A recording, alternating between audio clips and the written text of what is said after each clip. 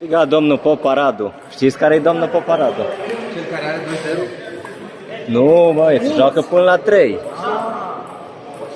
Uite că scrie și pe tricou. Dar cu ce paletă jucă? Vixaria. Piscaria.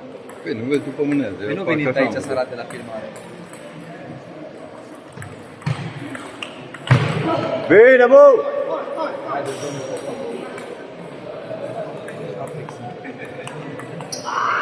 De ce nu se mută de la Este un curent în sală. Maza 7, elipse, Sârbu Toma. Unde e jadule?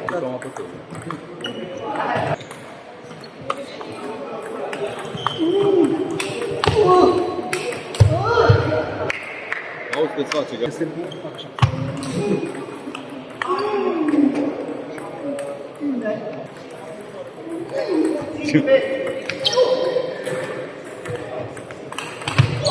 Wow! Bine, domnul Radu. După pahar, masa 8.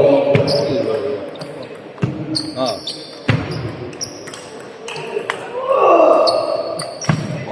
Oi, oi, oi, oi, oi.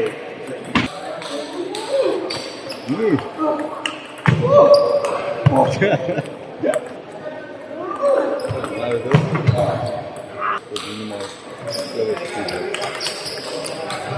Oi, oi, oi, oi. Vai. 10, Marin Florin, Marin Cătălin.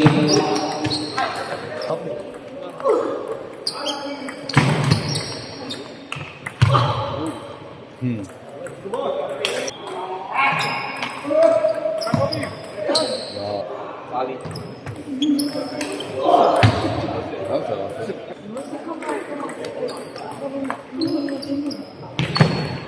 La 7 se joacă la 8.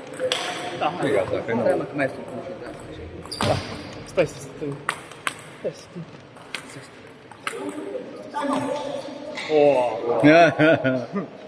No, pe asta nu știai, Eugen. Numai aici e un pic soare, mă. Găbudean, mă. Găbudeam cu cine? Cu David ai zis. O jucat eliminatoriu acum, la masa 1. Că acum joacă, mă.